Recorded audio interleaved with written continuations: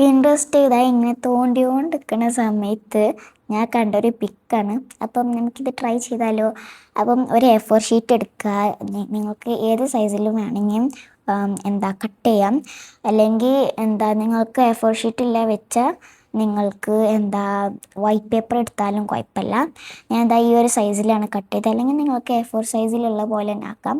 ഇനി റെഡും വൈറ്റും മിക്സ് ചെയ്താൽ നമുക്ക് ബേബി പിങ്ക് ആണല്ലോ കിട്ടുക. പക്ഷെ എനിക്കതല്ല കിട്ടിയത് അല്ല, റെഡും വൈറ്റും. Yes, okay. പിന്നെ ഞാൻ വിചാരിച്ചു ബ്രൗണും വൈറ്റും മിക്സ് ചെയ്തത് ഒരു കറുപ്പ് കളർ കിട്ടും. ഞാൻ ബ്രൗൺ കളറാണ് വെച്ചെന്ന് വിചാരിച്ചത്. പിന്നെയാണ് മനസ്സിലായി കറുപ്പാണല്ലേ കൊടുക്കേണ്ടത് എന്ന്. അപ്പം ഇനി നമുക്കത് പെറ്റൽസിൽ ഫുള്ളും പിങ്ക് കൊടുക്കാം. ഇതൊരു വാട്ടർ കളർ പോലെയാണ്. പിന്നെ ഒരു അബദ്ധം പറ്റി. എന്താണെന്ന് വെച്ചാൽ ഈ ഒരു പെറ്റലിൽ ഞാൻ കൊടുക്കുമ്പോൾ നല്ലോണം ഞാൻ ബഡ്സിൽ നല്ലോണം ഞാൻ മുക്കിയിട്ട് ആണ് ഞാൻ പെയിൻറ്റിൽ ചെയ്തത്. പക്ഷെ അങ്ങനെയല്ല ചെയ്യണം. പിന്നെ എൻ്റെ കയ്യിലും ആയി, എല്ലായിടത്തും ആയിട്ടുണ്ട്.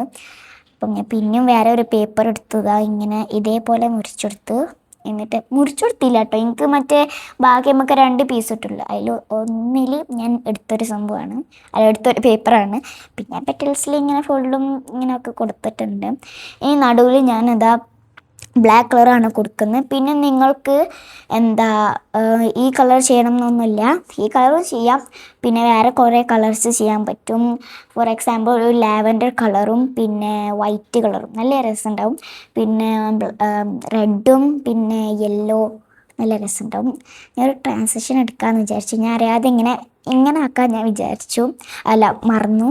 അപ്പം ഇതാണ് ഗൈസ് ഫൈനൽ. എനിക്ക് നല്ല ഇഷ്ടപ്പെട്ടു ഗൈസ്. അപ്പം വീഡിയോ ഇഷ്ടപ്പെട്ട ലൈക്ക് മറക്കണ്ട, കമൻറ്റ് മറക്കണ്ട, സബ്സ്ക്രൈബ് മറക്കണ്ട, ഒന്നും മറക്കണ്ട. ബൈ.